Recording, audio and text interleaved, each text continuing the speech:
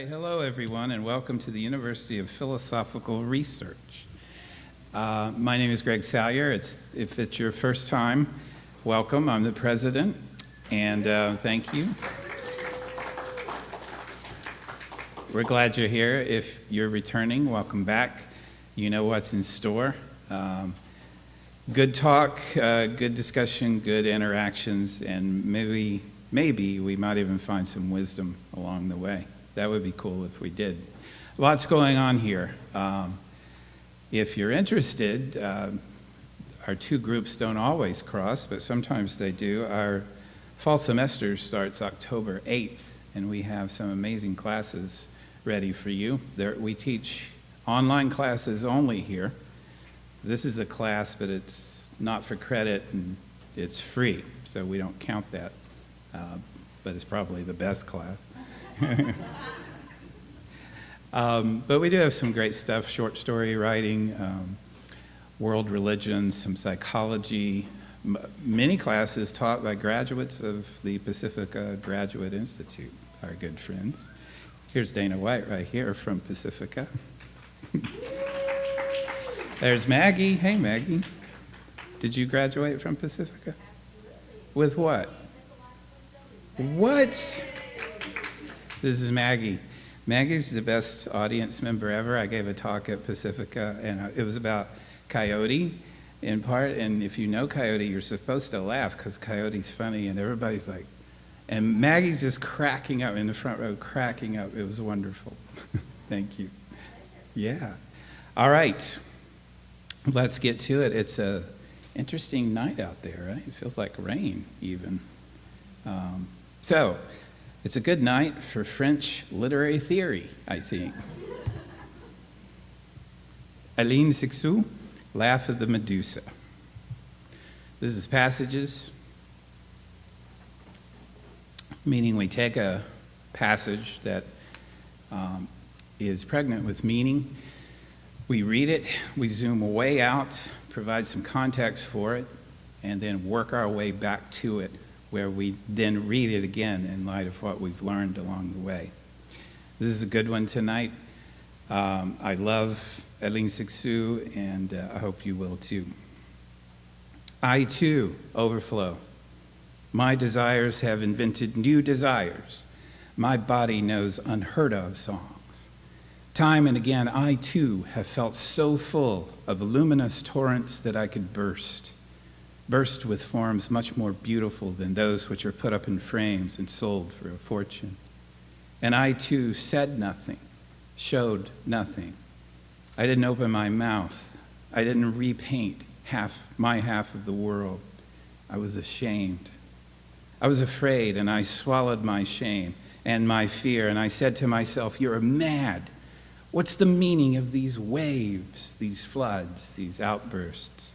Where is the ebullient, infinite woman who hasn't been ashamed of her strength?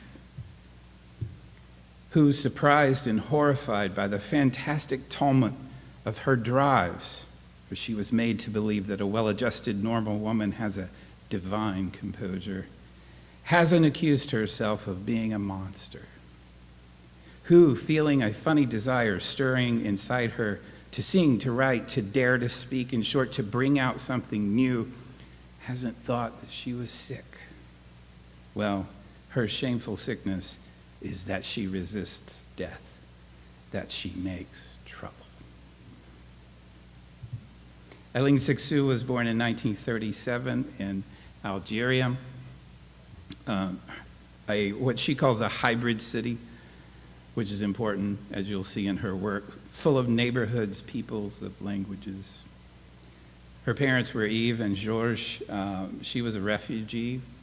Yves was from Germany. And Georges was a physician who actually was more of a researcher. Well, he was a researcher, and he treated people with tuberculosis. And he himself succumbed to tuberculosis early on. Eve then must find work. She becomes a midwife. And she was known as the Arab's midwife in Algiers. So she, again, her mother is crossing these borders, these national and other borders, which influences Eileen. And then she was expelled, as midwives were in 1971 from Algiers. I don't know what it is about midwives that scares the shit out of people, but they really do. Happened before. Yeah. It was part of the Inquisition, as you know, to get rid of midwives because they're so, I don't know, mean, terrifying, I don't know. Actually, Cixous will have something to say about that as I think about it. She says, my own writing was born in Algeria out of a lost country of the dead father and the foreign mother. So you see, she was, yes?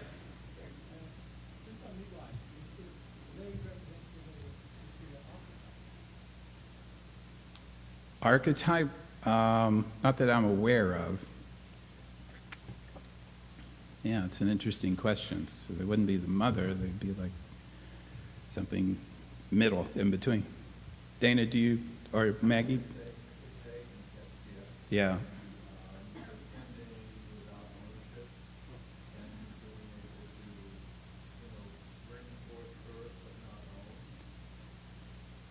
In the liminal area, right, in between.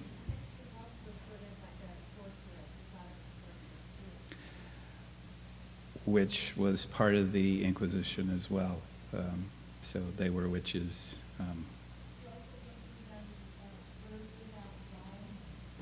She represented what?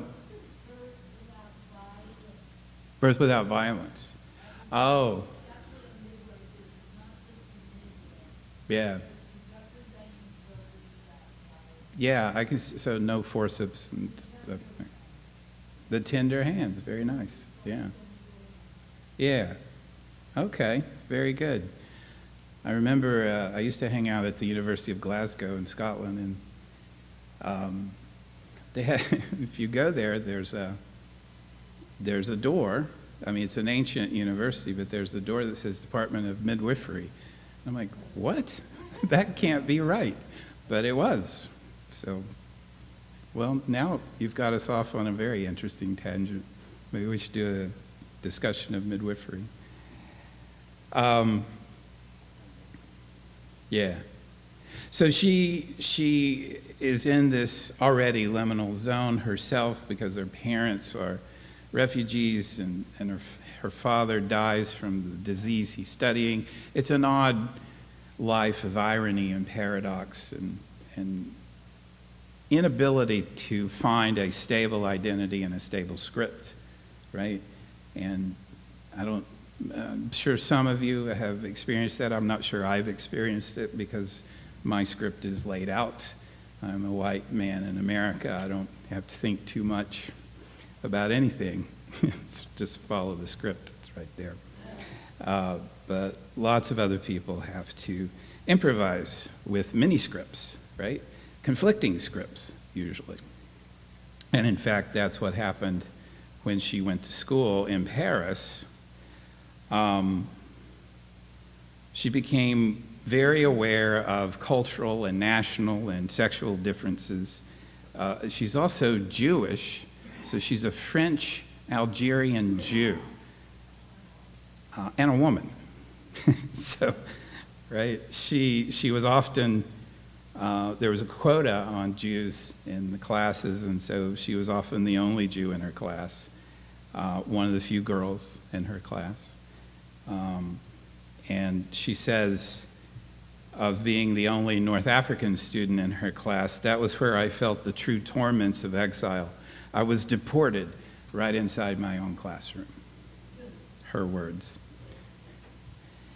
In the same year, she meets Jacques Derrida, and you've heard me speak of Derrida before, and we'll come back to him in a minute, but he was the founder, he would hate that word, of post-structuralism, and the first to create the art and science of deconstruction. I can tell you what that means, but you probably don't want to know. Basically, it's about showing how language does not support a metaphysics. You cannot attach language to a metaphysics. Language does not attach to anything outside itself, he argues. This was a profound relationship for Cixous. They began talking about Joyce. She did a thesis on Joyce. And if you know Joyce at all, he's ripe for this kind of deconstruction and post-structuralist discourse.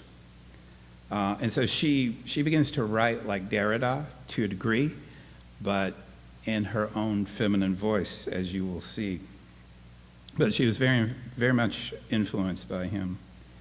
Then, of course, you have the student and workers' strikes in Paris in May 1968, and she was very much involved in that. And in fact, right after that, I find this fascinating, and I love the French for this, is they created a new university called Paris 8. And it was supposed to be solidarity with students and workers, and of course there was a fight almost immediately because the students were appearing too privileged to the workers, and the workers said, "You're appearing too privileged," and they said, "We are not," and this is how groups go and movements go, all movements. But what she did here was amazing. In Paris 8, this new experimental university, she brought together, she was given the chair of English, and she found a place for a number of exiled Latin American writers.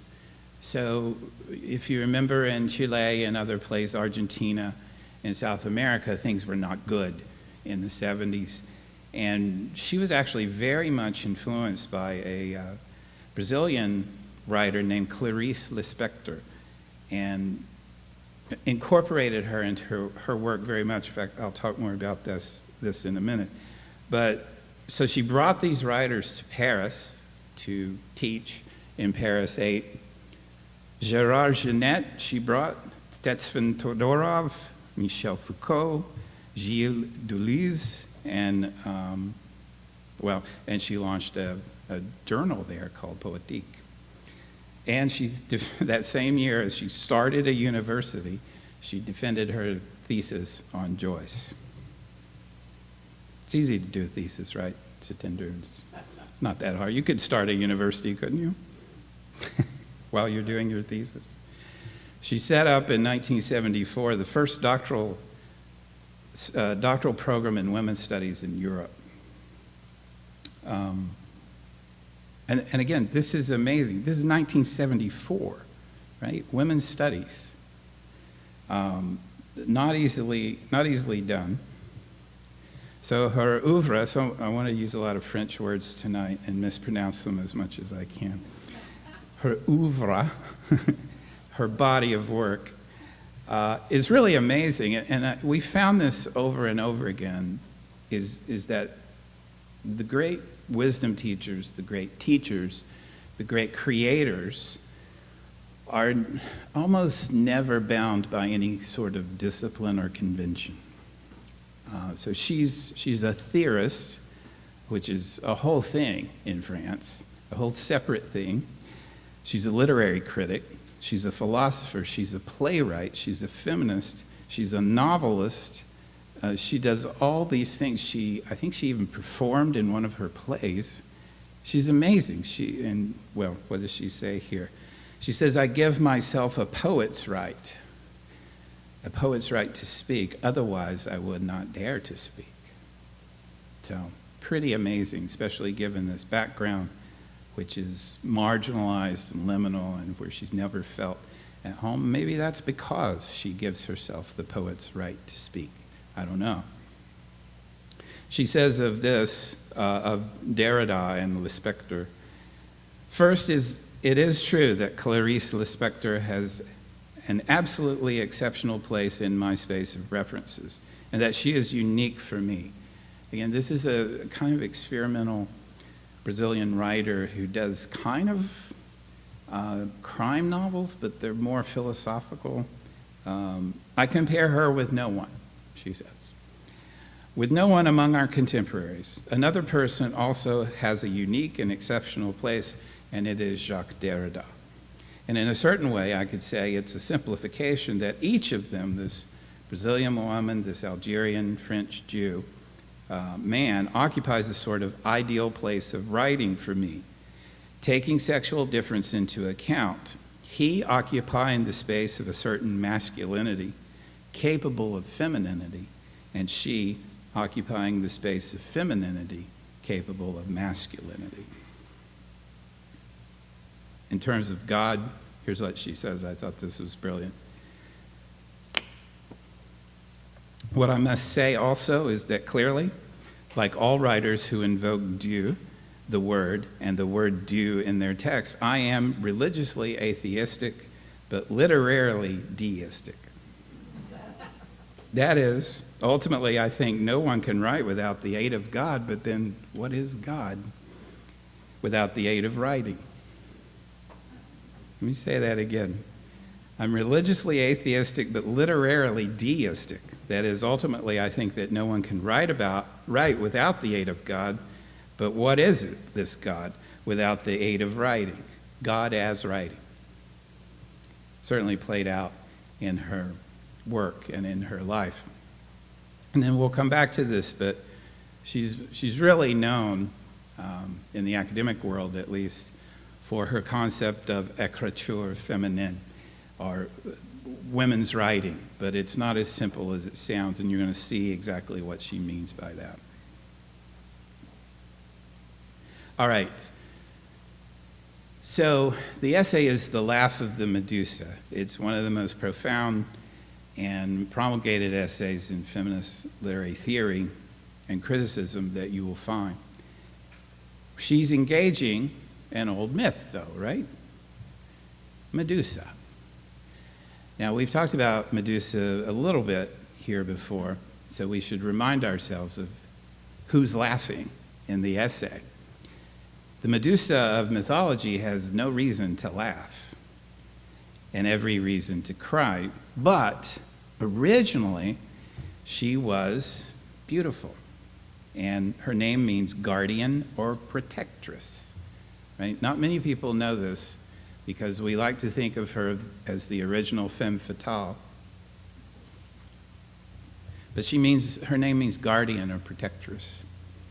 And she's part of the three Gorgon sisters. Pindar, the poet, called her beautiful Medusa. And Ovid said that she was the object of jealous aspiration of many suitors. Right? So let's not forget this. Medusa was originally beautiful and desired, and she was a guardian or protectress, and that's what the Gorgons were. But then something happens. And as with women and myth and in life, I'm sorry to say, it's something violent. Poseidon, this is from the Theogony, Hesiod. Poseidon, he of the dark hair, lay with Medusa in a soft meadow among spring flowers. Okay, so Poseidon had sex with her. That's one version from Hesiod. Here's Ovid, who is, of course, going to be R-rated and much more violent, if not X-rated. He says Medusa was violated in Athena's shrine by the lord of the sea, Poseidon. And Zeus's daughter turned away. She turned away and covered with her shield her virgin eyes. So Athena hides her eyes at the sight of her daughter. She was a priestess in Athena's temple, and she cannot bear or does not want to see this. But wait, you're thinking, oh, that's out of sympathy, that's out of compassion. And then, for fitting punishment, transformed the Gorgon's lovely hair to loathsome snakes. Athena did that. For fitting punishment, for being raped. I wish I had to explain this more to you, to contextualize it more, but I really don't, do I, here in 2018. Ovid continues in the Metamorphoses. As a bird, Medusa, the snake-tressed mother of the flying steed Pegasus, was seduced by Poseidon. And that's the famous Caravaggio image of her. Seeing herself transformed into such a repulsive creature, Medusa fled her home, never to return. Wandering about, abhorred, dreaded, and shunned by the rest of the world, she turned into a character worthy of her outer appearance. She turned into a character worthy of her outer appearance. In her despair, she fled to Africa, where, while wandering restlessly from place to place, young snakes dropped from her hair. And that is how Africa became a hotbed of venomous reptiles. I'm quoting, so the racism and the sexism. With the curse of Athena upon her, she turned into stone whomever she gazed upon, till at last, after a life of nameless misery, deliverance came to her in the shape of death and at the hands of Perseus. So you may know Perseus. Let's go to Ovid again and go to Perseus telling his story at his wedding, his story of the killing of Medusa. One of the dinner companions at the Ethiopian wedding of Perseus and Andromeda, the story continues and Perseus ends up rescuing and marrying Andromeda.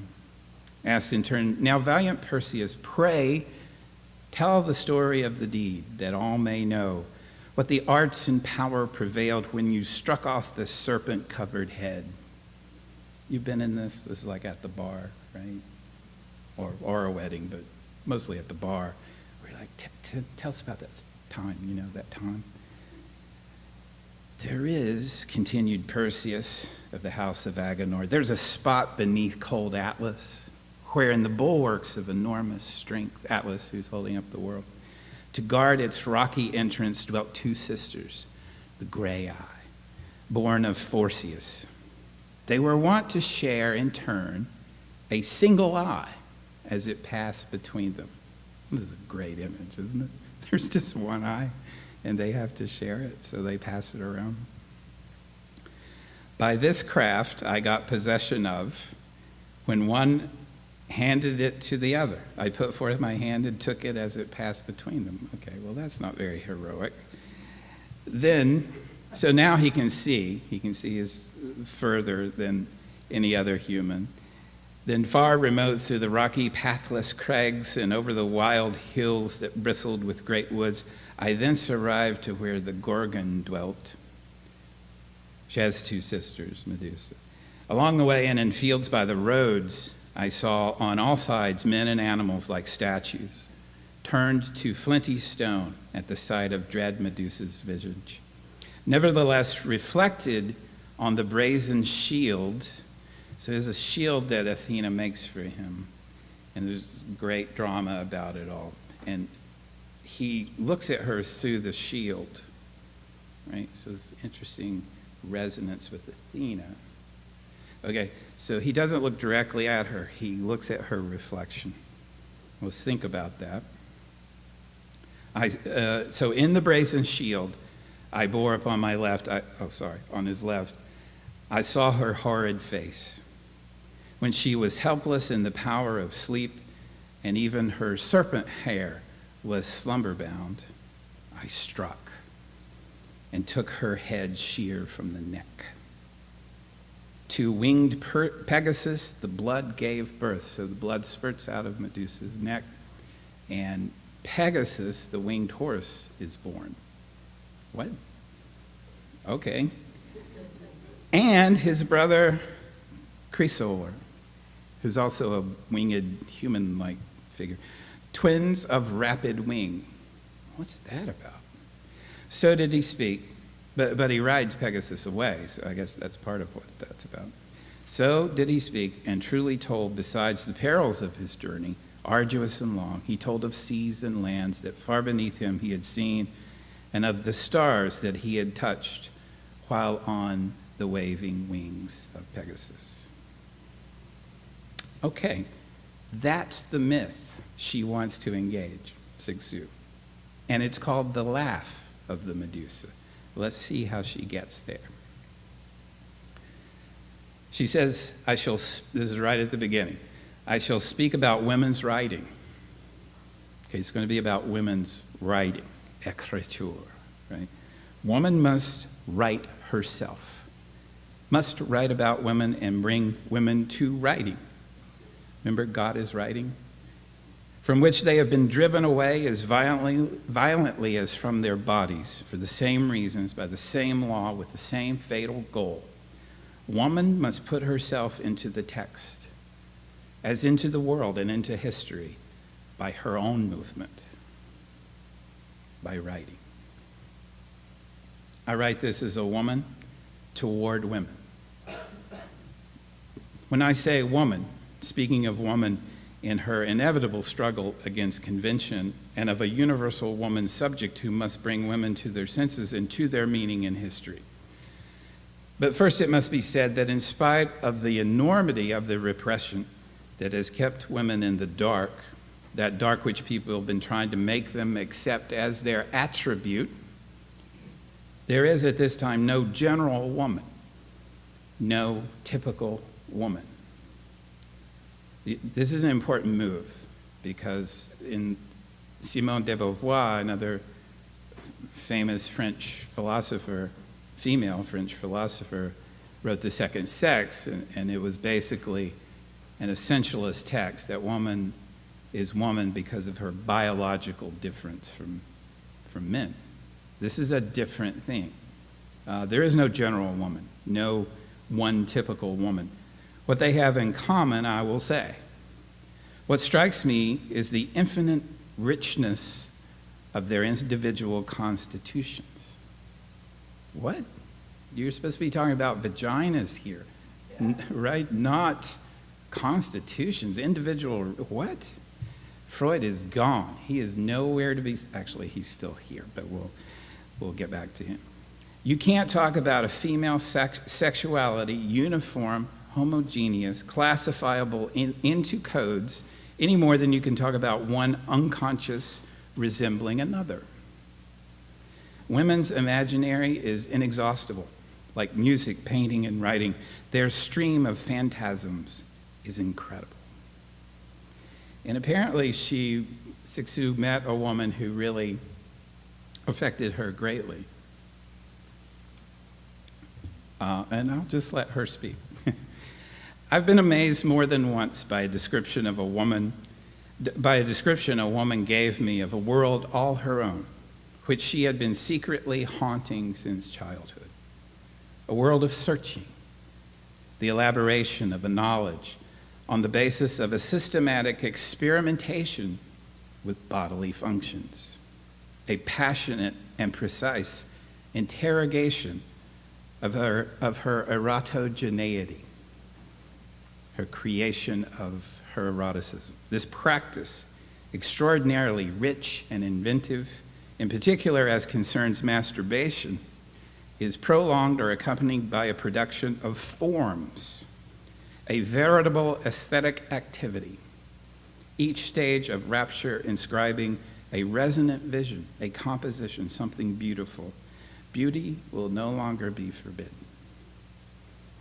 Okay, so that's as good a description as you'll get of écriture féminine, of writing the woman's body.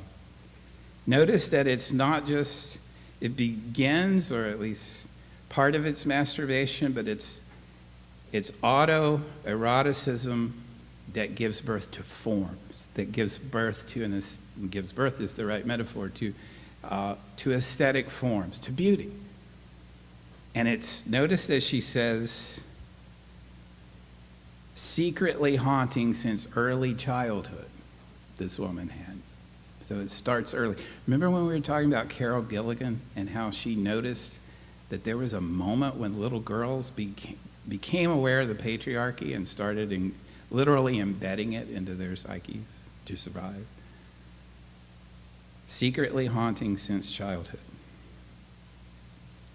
Now women return from afar, from always, from without, from the heath where the witches are kept alive, from below, from beyond culture, from their childhood, again, childhood, which men have been trying desperately to make them forget, condemning it to eternal rest. The little girls in their ill-mannered bodies, immured, well-preserved, intact unto themselves in the mirror, frigified, but they are ever seething underneath. What an effort it takes, there's no end to it, for the sex cops to bar their threatening return. Now remember, she's talking about little girls, right? So this is not something pornographic or inappropriate in any way. This is something mythological.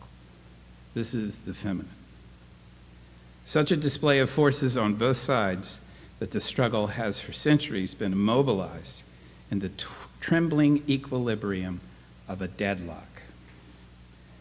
I wish that woman would write and proclaim this unique empire, this whole world, so that other women, other unacknowledged sovereigns might exclaim, I too overflow. My desires have invented new desires. My body knows unheard of songs. Time and again, I too have felt so full of luminous torrents that I could burst with forms much more beautiful than those which are put up in frames and sold for a fortune. And I too said nothing, showed nothing. I didn't open my mouth. I didn't repaint my half of the world. I was ashamed. I was afraid, and I swallowed my shame and my fear and said to myself, you're mad. What's the meaning of these waves, these floods, these outbursts? Where is the ebullient, infinite woman who hasn't been ashamed of her strength, who, surprised and horrified by the fantastic tumult of her drives, hasn't accused herself of being a monster, who, feeling a funny desire stirring inside her, hasn't thought that she was sick? Well, her shameful sickness is that she resists death, that she makes trouble. And why don't you write, she says. Write. Writing is for you. You are for you. Your body is yours. Take it. I know why you haven't written and why I didn't write before the age of 27. Because writing is at once too high, too great for you, women. It's reserved for the great, that is, for the great men, and your writing is silly.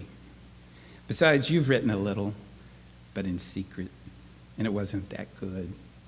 Because it wasn't secret, and because you punished yourself for writing, because you didn't go all the way, or because you wrote irresistibly, as when we would masturbate in secret, not to go further, but to attenuate the tension just a bit, just enough to take the edge off. And then as soon as we come, we go and make ourselves feel guilty, so as to be forgiven, or to forget, or to bury it until the next time. And here she makes up a new word, and you can see this as a derivation of Derrida's notion. Nearly the entire history of writing is confounded with the history of reason. Let me say that again. The history of writing is confounded with the history of reason. You cannot separate the two in Western culture because they are the same. You can, of course, separate the two, and that's what she's trying to do here. Reason is at once the effect, the support, and one of the privileged alibis. It has been one with the phallocentric tradition. It is indeed the same self-admiring, self-stimulating, self-congratulatory phallocentrism. So Derrida created the concept called logocentrism, which is the sense in Western culture is from the Greek word logos, which means well, it means a lot of things, but it means word, and it's generally thought to mean spoken word, and how in Western culture we privilege the spoken word, not privileged, we have seen the spoken word as older and more, therefore more authentic than the written word. Derrida wants to overturn that distinction. But Cixous comes along and says it's not just logocentrism. It's not just this domination by the word. It's by the phallus as well. It's by the masculine power, which belongs to writing, she says. Writing and reason and patriarchy, they all go together, she says. Write yourself instead, she says. Your body must be heard. This is so important for her. Your body must be heard. And remember, this hits on all the major fault lines of Western thought. Your body must be heard. Your body, no, we want to hear from your mind. We've denigrated the body. I hate this phrase, but since Plato, I hate it because it gets used so much because it's right most of the time. Since Plato, this all happened. But of course, we know Descartes, too, who in trying to find what's true, first discovered his mind, and lastly, discovered his body. Do you know this? Cogito ergo sum. I won't put you through it, but basically he's determined to find what's true, and he decides that the only thing he knows for sure that is true, because he can't trust his senses, because, at one point a candle is hard and cold, and at another point it's hot and wet, and how's that the same thing? That can't be right. All I know, he says, is that I am sitting here wondering what I know. Cogito ergo sum. I think, therefore I am. Now listen to Cixous. Write your body. Your body must be heard. She says that's where you start. That's where women start, with the body, because with the body being denied, being defiled in Western culture, it is also associated with women. And this goes for theology and philosophy, Eve, all this. Only then, if you write your body, will the immense resources of the unconscious spring forth. Our naphtha will spread throughout the world without dollars, black or gold, non-assessed values that will change the rules of the old game. To write, an act which will not only realize the decensored relation of a woman to her sexuality, to her womanly being, giving her access to her native strength, it will give her back her goods, her pleasures, her organs, her immense bodily territories which have been kept under seal. Territories, right? There it is again. The body as a whole world, unknown to men and unknown to most women, even though they contain it. It will tear her away from the super egoized structure. There's Freud. I told you he was still lurking around. It will tear her away from the superego, right? The superego writ large in culture. Well, superego is culture, pretty much. In which she has always occupied the place reserved for the guilty. Oh my. Guilty of everything, women. Guilty at every turn for having desires or for not having any. For being frigid or for being too hot. Or for not being both at once. For being too motherly and not motherly enough. For having children and for not having children. For nursing and for not nursing. Writing her body will tear her away by means of this research into her body, this job of analysis and illumination, this emancipation of the marvelous text of herself that she must urgently learn to speak. A woman without a body, dumb, blind, can't possibly be a good fighter. She is reduced to being the servant of the militant male, his shadow. We must kill the false woman who is preventing the live one from breathing. Inscribe the breadth of the whole woman. Again, I'm just going to read her to you pretty much because she doesn't need me to speak for her. It's pretty powerful stuff. It is time for women to start scoring their feats in written and oral language. Every woman has known the torment of getting up to speak. Now, be interested to hear what some of you think of this. Every woman has known the torment of getting up to speak, her heart racing, at times entirely lost for words, ground language slipping away. That's how daring a feat, how great a transgression it is for a woman to speak, even just to open her mouth in public. A double distress, because even if she transgresses, her words will almost always fall upon the deaf male ear, which hears in language only that which speaks in the masculine. Yep. It is by writing from and toward women, and by taking up the challenge of speech, which has been governed by the phallus, that women will confirm women in a place other than that which is reserved in and by the symbolic. She's getting into Jacques Lacan here, and I'm not going to inflict that post-structuralist. Well, you can if you want, Maggie. Right, okay. That is a place other, let's see, reserved in and by the symbolic. So, all right, I'm going to inflict him on you a little bit. So, for Lacan, he kind of takes Freud's tripartite nature of the psyche and changes, and he said, he calls it the real and the imaginary and the symbolic. And the real is the mother's body. And the symbolic then comes next, and involves language, of course, and then the imaginary is that which is perhaps beyond language. I think that's right. The point being that he says that women are not constrained by the gravity, by the rules of the center of the psyche, because they are on the edges. They are closer to the real, to the mother's body. Cixous is like, yes, that's right. And that means we are free to write the body without these constraints of the phallus. All right, that wasn't too painful? Okay.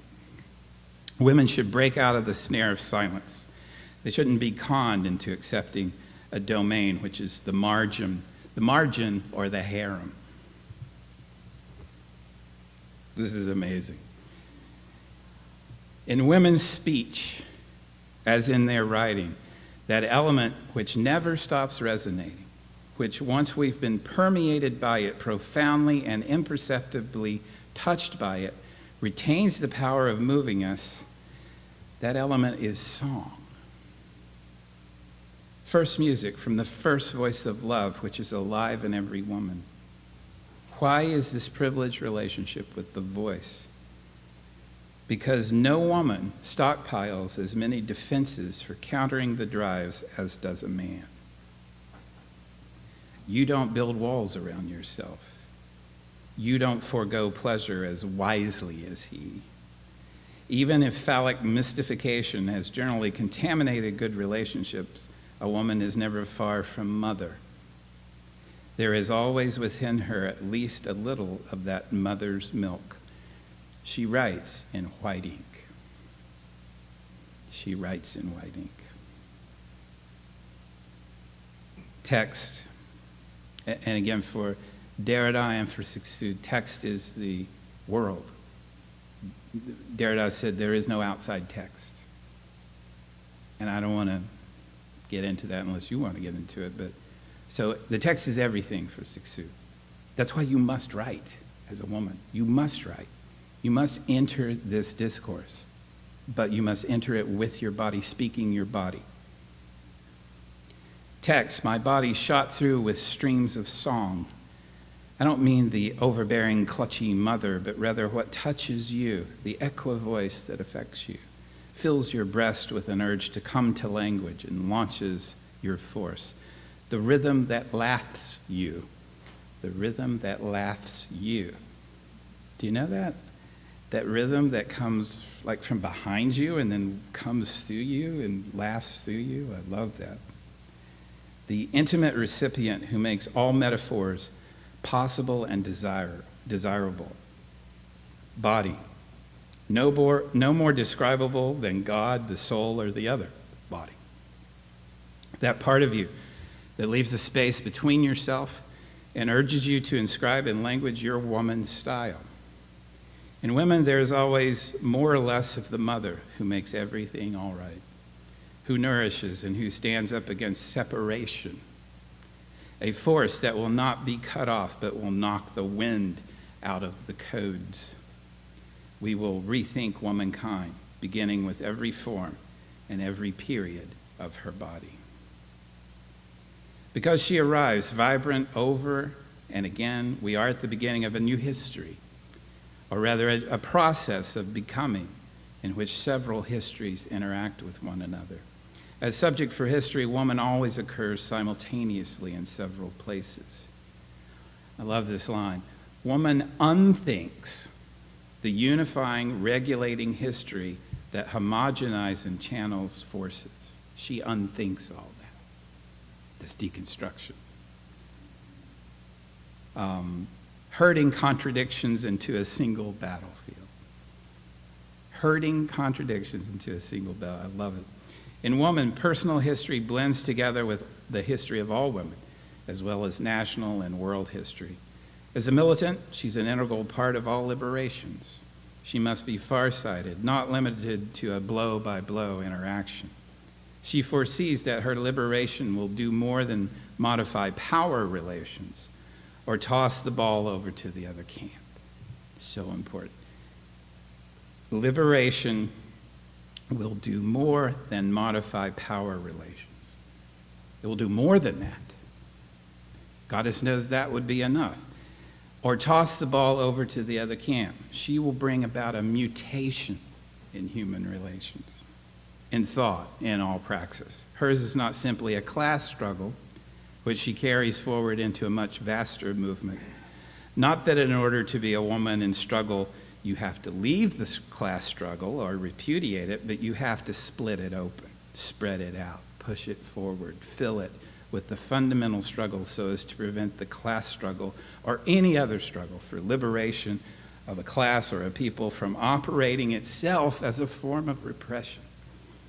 Pretext for postponing the inevitable, the staggering alteration in power relations and in production of individualities. The new history is coming. It's not a dream, though it does extend beyond men's imagination. And for good reason. It's going to deprive them of their conceptual orthopedics. Beginning, okay, yeah, I'm not doing this justice. Let me try it again. The new history is coming. It's not a dream, though it does extend beyond men's imagination, and for good reason. It's going to deprive them of their conceptual orthopedics, beginning with the destruction of their enticement machine.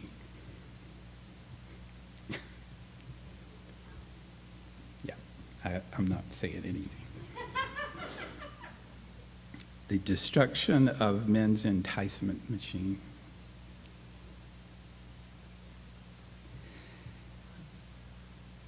Okay. They riveted us, and here she is going back to myth. They riveted us between two horrifying myths, between the abyss. That would be enough to set half the world, alight, and it's still going on. For the phallogocentric sublation, it's militant, regenerating the old patterns, anchored in the castration. They haven't changed a thing. They've theorized it for reality. Let the priests tremble. What are the ways to wisdom here?